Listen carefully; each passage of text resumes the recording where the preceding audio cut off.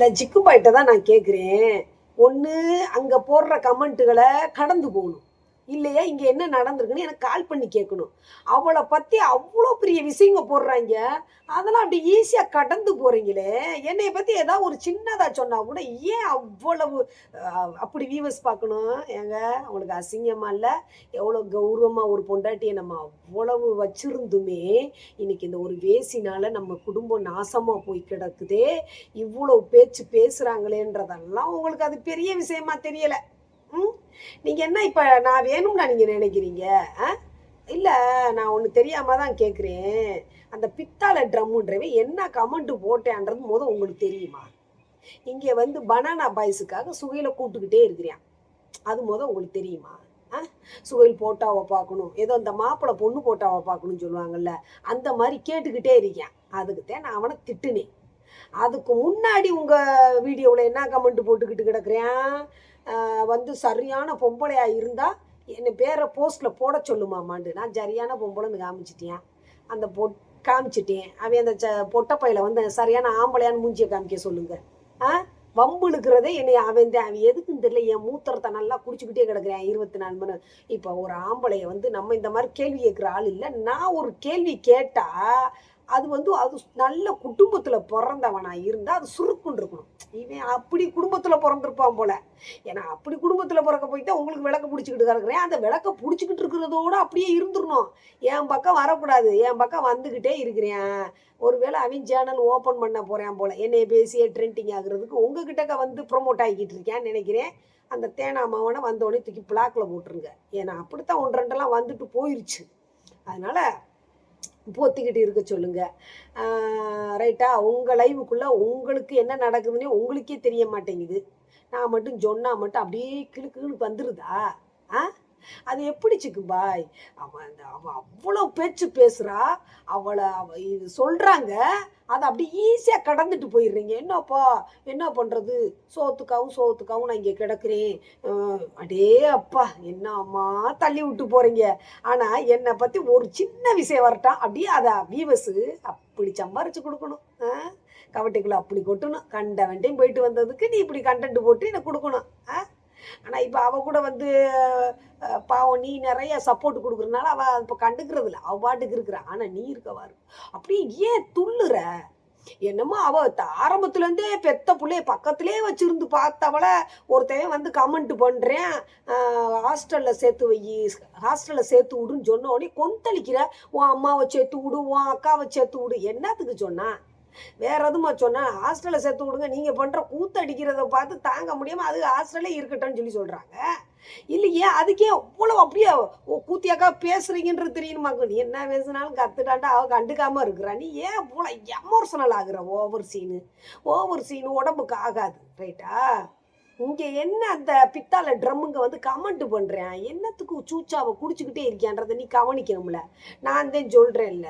அவன் போடுற கமெண்ட் லட்சணம் மயிரே தெரிஞ்சு. அது எப்படி அவன் தப்பிக்கிறான்னு பாரு. அந்த கருப்பி மாதிரியே ஒரு விஷயத்த பேசிட்டு தப்பிக்கிறான்னா, அப்ப இவன் எப்படிப்பட்டவனா இருப்பான் பாருங்க. அவளுக்கு வர்ற ஆளுக பூரா அதிலேயே தெரிஞ்சுக்கிரலாம். அதாவது தப்ப சர்வசாதாரணமா செஞ்சுட்டு, நாம பண்றது தப்பே இல்ல அப்படின்னு நினைக்கிறவன் எப்படி வேணாலும் தப்பிச்சுக்கிருவான். புதுசா ஏதாவது ஒண்ணு செய்றவன் தான் பதட்டத்துல எதையா உளறுவான். இதுதான் அவனுக்கு இவனுக்குள்ள வித்தியாசம். அதனால இந்த முண்ட பையன் இங்க வந்து இப்படி போடுறான். அங்க வந்து என்ன சொல்றான்? ஏசி வாங்கி குடுத்துருக்குறோம் மாமா. ஆனா வந்து ஃபுல் சப்போர்ட் அவருக்கு தேன். யாரு? சுகிலுக்கு தேன் அப்படிங்கிறான். ம். அப்ப கடுப்பு வருமா? வராதா? ஏன்டா டேய்! என்ன வந்து ஏசி வாங்கி குடுக்குற? அத வாங்கி குடு அவன் கடமை அது செஞ்சு தான் ஆகணும். அவன் எனக்கா வாங்கி குடுத்துருக்கான். அவன் வாயில சொல்றார்ல. என் பேரனுக்காகவும், என் புள்ளைகளுக்காகவும் வந்து பொத்திக்கிட்டுர்றா. அப்போ சப்போர்ட்டு பொண்டாட்டிக்குன்னு சொன்னாத்தான் நான் எதையாவது பேசாம இருப்பேன். ஆ? எனக்கு என்ன தேவையானது? அவரு புள்ளைகளுக்கு தேவையானத செய்றாரு. எனக்கு தேவையானத அவரு குடுக்குறாரு. போ பொத்திக்கிட்டு. நீ ஏன் அலர்ற அவுசாரி மவனே? அ? பித்தாள ட்ரம்மு கொத்தா. ம். இதோ நீ நல்ல ஆத்தாக்கு தான் பொறந்தவனா இருந்தா என் பக்கம் வராத. இல்ல.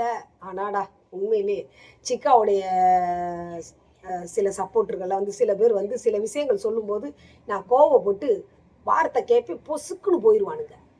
இந்த குரூப்ல நிறைய பிள்ளை போயிருச்சு, நிறைய ஆளுகள் வர்றதில்ல. அதுதே நல்ல குடும்பத்துல பிறந்தவங்க. எதையாவது ஒரு தருதலத்தனமான கேள்விய கேட்டு என்ட்ட திட்டு வாங்கிட்டு போயிட்டாய்ங்க. மானஸ்தைங்க.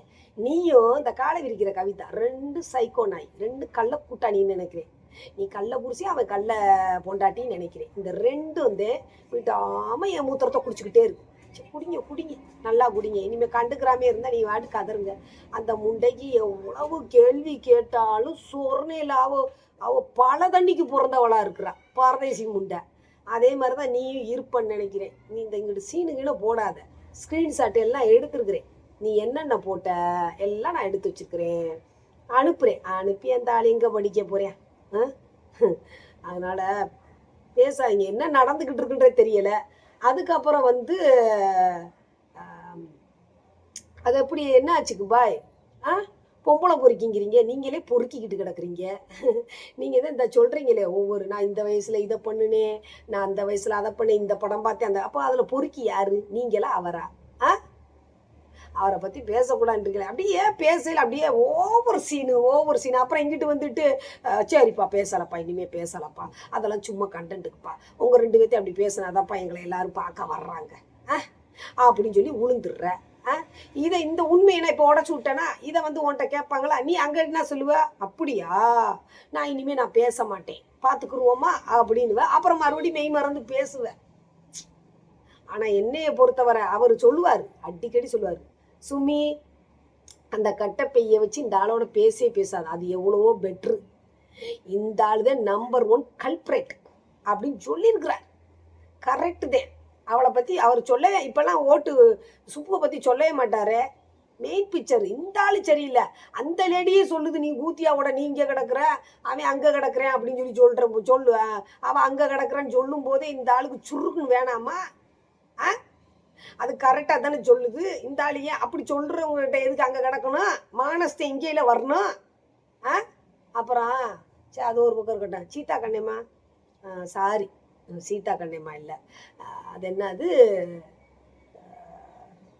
கவிதா கேசவன், இங்கே வாங்க. என்ன கேள்வி கேட்டுக்கிட்டு இருக்கீங்க? அவர் நான் ஈன்னு பேர்றது அது நான் பார்த்துக்கிறேன். நான் வந்து எதுக்காக அவரை தடுக்கிறேன்றது அவருக்கு தெரியும். கமெண்ட்டுக வந்து யார் என்னென்ன கமெண்ட்டு போடுறாங்க, யாரை தூக்கி பிளாக்ல போடணும். ஏன்னா என்னுடைய வாழ்வாதாரத்தை அவரை அடிக்கணும்னு அவசியம் இல்லைல்ல. இன்னைக்கு வந்து நேற்று கூட ஒருத்தவன் வந்து ஒரு ஆம்பளை சொல்கிறீங்களே, நிறையா பேர் ஆம்பளைங்க வந்தால் வந்து இவர் வந்து தூக்கி பிளாக்ல நிறைய ஆம்பளை பேச தான் செய்கிறாங்க, அவரும் பேசுகிறாரு. பொம்பளை ஐடியிலேருந்தே ஆம்பளைய பேசுகிறாங்க, அதுக்கும் அவர் பதில் கொடுத்துக்கிட்டு தான் இருக்காரு. பேசுகிற விதத்திலே அவர் கண்டுபிடிச்சிருவார். பேட் கமெண்ட்டையும் பார்க்குறாரு. இது போக நேற்று ஒருத்தவன் வந்து ஒரு கமெண்ட் போட்டிருக்கான். அது என்னமோ ஒரு இது, ஆனால் வந்து ஒரு எப்படி ஒரு ப்ரொஃபைல் வந்து ஆபாசமான ஒரு ப்ரொஃபைலை வச்சு அங்கே வர்றான். அப்போ இவர் என்கிட்ட நைட்டில் சொல்கிறாரு, ஏன் புஜ்ஜி நீங்கள் அந்த கமெண்ட்டை நீங்கள் நல்லா தானே போட்டிருந்தது மாதிரி தெரிஞ்சு ஏன் பிளாக்ல பண்ணீங்கன்னு நான் கேட்குறேன். இல்லை சுமின்னு சொல்லி அப்புறம் ஸ்க்ரீன்ஷாட் அனுப்புகிறாரு. இதனால தான் நான் பொம்பளை பிள்ளை இருக்கிற இடம் அந்த ஸ்க்ரீன்ஷாட்டில் நீ பாரு, அவனுடைய டிபியை பாருன்னா ஆபாசமான ஒரு இதை வச்சிருக்கிறான். அப்போ பொம்பளை பிள்ளைகளை அந்த இடத்துல மதிப்பு கொடுக்கணும், தன்னுடைய சகோதரிகள்ன்ற மாதிரி அவர் நினைக்கிறாரு. அந்த என்ன சிக்கு பையன் நினைச்சிங்களா? அத்தனை சகோதரிகள் தான் அண்ணே சிக்கா அண்ணே காப்பியை குடி டீயை குடி எல்லாத்தையும் அது இதுன்னு சொல்கிறாங்க. அப்போ அந்த தங்கச்சிகள் முன்னாடி நம்ம எப்படி கண்ணியத்தை காப்பாற்றிக்கிறணும்? ஓரளவுக்கு நம்ம போய் பொண்டாட்டிக்கு எதுவும் பண்ண முடியாதுன்னா கூட ஒவ்வொருத்தரையும் கொடுக்கக்கூடாதுன்னு நினைக்கணுமா இல்லையா? அப்போ அந்த தங்கச்சிக்கு முன்னாடி டபுள் மீனிங் ட்ரிபிள் மீனிங் பேசுகிற ஒரு கேரக்டர் கேரக்டர் தாங்க நிற்கும். நீங்கள் எத்தனை பொருள் இந்த எந்த பொருளை அவர் எங்களுக்கு வாங்கி கொடுக்குறனாலுமே அது அவருடைய கடமை செஞ்சு தான் ஆகணும். அது அவர் மனசாட்சியோட தான் செய்கிறாரு. அதுக்கு நான் நன்றி சொன்னாலும் குத்தம், சொல்லலைனாலும் குத்தம். இப்படி ஒரு கண்டென்ட்டுக்காகவே எல்லாத்தையும் எடுத்துக்கிட்டு இருக்கிறவர்கிட்ட நமக்கு என்ன ஃபீலிங் வரும் சொல்லுங்க? எனக்கு ஒரு பாசம், ஒரு அன்பு இப்போ ஒன்றும் இல்லை. ஆக்சிடெண்ட் ஆச்சு, நீங்கள் சொன்னீங்க யார்? நம்ம கவிதா கேசவன்மா உங்களுக்கு தான் சொல்கிறேன். இப்போ ஆக்சிடெண்ட் ஆச்சு, வந்தார் படன்னு அவர் தான் வந்து என்னை காப்பாற்றினாருன்னு வச்சுக்கோங்களேன். காப்பாற்றி ஒரு ஒரு இது கொடுக்குறாரா? அடுத்து இப்போ நல்லா கவனிங்க, ஒருத்தவன் அடிபட்டு கிடந்தானா அவனை கொண்டு போய் சேர்த்துட்டு அவனுக்கு என்னென்ன தேவை அடுத்தடுத்து மருந்துன்றதை கொடுக்கணுமா பக்கத்துல இருந்து? அந்த ஆள் அப்படியா இருந்தாரு, வந்தாரு, பார்த்தாரு, ஏதோ கடமை. நாளைக்கு ஏதாவது ஒண்ணுண்டா ஆயிடுச்சுன்னா இவன் அவங்க கூத்தியாவோட போய் கும்மாளம் அடிச்சுக்கிட்டு கிடக்குறானே அப்படின்னு நம்மளை கொண்டு போய் உள்ள வச்சிருவாங்களேன்ற அந்த பயத்துல செஞ்சது மாதிரிதான் எனக்கு ஃபீலிங் வருது. ஏன்னா அந்த மாதிரி அவர் பண்ணிட்டாரு. வந்து காலையில இருந்து நைட்டுக்குள்ள கூத்தியா பேச்சை கேட்டுக்கிட்டு விறுவிறுவிறுன்னு டிச்சார்ஜ் பண்ணி என்னை கொண்டு போய் விட்டு எப்படி காசு செலவாயிருமேண்டு. அந்த காசு கூடமே தங்கச்சி மருவ கொடுத்த காசுக்கே அவளை ஹை ரேஞ்சில் கொண்டு போய் சேர்த்து வச்சு பார்த்துக்கிட்டு இருக்கானே. நமக்கு கேஸ் ஆயிருமேன்றதெல்லாம் ஏதோ ஒன்று ஆகக்கூடாது, ஆயிட்டு கேஸ் ஆயிருமேன்ற அந்த பயமெல்லாம் அந்த தேனாக்கு இல்லை. அப்போ இவர் வந்து பார்க்குறாரு, எல்லாம் பார்த்துட்டு எல்லாம் செய்கிறதெல்லாம் எல்லாம் கட்டமைக்கு செய்கிறது மாதிரி இருக்குது. டப்ப டப்ப டப்பட்டமாக செஞ்சுட்டு என்னை கொண்டு போய் விட்டுட்டு அடுத்து மருந்து வேணுமா மாத்திரை வேணுமா எனக்கு கொடுக்க வேண்டிய ஆறுதல் எந்த அரவணைப்பு எதுவும் இங்கே பக்கத்தில் இல்லை. நான் உடம்பாலையும் மனசாலையும் காயப்பட்டு கிடக்குறேன். அப்போ இந்த உடம்பு வலியை விட மனக்காயம், ஐயோ எங்கிருந்து எவன் வப்பாட்டிக்கோ இவ்வளவு செஞ்சுக்கிட்டு இருக்கானேன்ற எனக்கு ஆதங்கம் இருக்குமா. அப்போ எனக்கு தேவையானது ஆறுதல். அப்போ அதெல்லாம் நினைக்காத சுமி, இது ஒரு காலகட்டம், இது நடக்குதுங்கும் போது அது தெரிஞ்சிருச்சுல. இனிமே நீ ஏன் அதுக்கெல்லாம் உட்காந்து புலம்புன்னு வச்சு உன்னுடைய ஹெல்த்தை நீ ஏன் வீக் ஆக்கிக்கணும்னு சொல்ற முதல்ல ஆறுதல் அந்த மருந்து தான் அது. அப்போ அதை அவர் கொடுக்குறாரு. அப்போ ஏன் கவனம் பாசமெல்லாம் எங்கே இருக்கும் சொல்லு? ஒரு விஷயத்தை அறகுறையா கேட்டுட்டு உடனே அடிச்சு இவளை வீட்டு விட்டு விரட்டுன்னு நினைக்கிறீங்க நீங்க. கேட்டா வீடியோக்காகன்றீங்க. சில நேரம் அது நடக்குது. அப்ப நான் கிளம்பி போகலான்ற நேரத்திலேயோ இல்லை எதையோ ஒன்று பண்ணிக்கலான்னு நினைக்கிற நேரத்திலேயோ அவர் தான் முதல்ல எனக்கு ஃபோனு. அவருக்கு ஏதோ நான் போனே பண்ண மாட்டேன், ஆனால் ஆண்டவனா அறிகுறி காமிப்பேன். அடிச்சுட்டு என்ன சுமி பண்ணுறேன், ஏன் சொன்ன அழுவேன், தேமிக்கிட்டு இருப்பேன், எதே ஒன்று சொல்லுவேன், ஏன் சுமி இதை பண்ணுற எதுக்கு அப்படின்னு. நான் வீட்டை விட்டு எங்கே போவேன், உனக்கு பாதுகாப்பு இருக்கா அப்படின்னு சில விஷயங்கள்லாம் பேசி என்னை அந்த இடத்துல போக விடாத அளவுக்கு உட்கார வச்சிருவார். குடும்பம்னா இப்படி தான் இருக்கும், நல்லது கெட்டது எல்லாமே இப்படி தான் இருக்கும்னு சொல்லி எனக்கு. அப்போ அங்கே ஊரை விட்டு நீ அப்படியே சப்போஸ் போயிட்டா எத்தனை நாளைக்கு நீ இருப்ப? ஒரு 2 நாளைக்கு இருப்பியா? நீ போன அந்த ஒரு நிமிஷத்துக்குள்ள 1000 கண்டுட்டு இவங்க 2 பேரும் எடுத்து போடுவாங்க சுமி. உனக்கு தெரியுதா இல்லையா? அப்ப இந்த இடத்துல எனக்கு என்ன தேவைப்படுது, இந்த மாதிரி ஒரு கருத்து எனக்கு வந்து அழகா சொல்லுவார். சொல்லி என்னை அந்த இடத்துல ஒரு ஆறுதலை கொடுத்து அப்படி லாக் பண்ணி உட்கார வச்சுருவார். இதெல்லாம் ஒரு கணவனா இங்கே இருந்து ஒரு புருஷன் பொண்டாட்டி குடும்பம் குட்டின்னு சண்டை போடும்போதோ சச்சரவுகள் வரும்போதோ அம்மாவை எதுக்கிட அடிக்கிற, அம்மா இங்கே இருந்து நம்ம குடும்பத்தை எப்படி கட்டி காத்தவ, உங்களையெல்லாம் உருவாக்கி கொண்டு வந்தவ, சீராக்கி கொண்டு உங்களுக்காக தாண்டா இவ்வளவு சேமிச்சு வச்சு ஒரு வீட்டை உருவாக்குனவ, அவளை நீங்க வந்து வெளியே அனுப்பலாமான்னு கேட்க வேண்டிய இடத்துல நீ இல்லாம அப்போ எனக்கு என்ன தேவைன்றத அவர் உணர்ந்து பேசும்போது இப்போ நீங்க சொல்லுங்க கவிதா கேசவன்மா, சொல்லுங்க, ஆடம்பர பொருட்களில் தான் ஆறுதலை தேட முடியுமா? இல்லை, அன்புன்ற இடத்துல தான் ஆறுதலை தேட முடியும். அதை எனக்கு கொடுக்குறாரு. அதனால தான் அவரை நான் விட்டு கொடுக்காம இருக்கிறேன். இந்த காசு பணத்துக்காக தான் இந்த கட்டப்பை இருக்கிற மாதிரி எல்லாம் அவர் என்கிட்ட ஏதோ ஒரு விஷயத்துக்காக இருந்தா பரவாயில்ல, ஒன்றும் இல்லையே.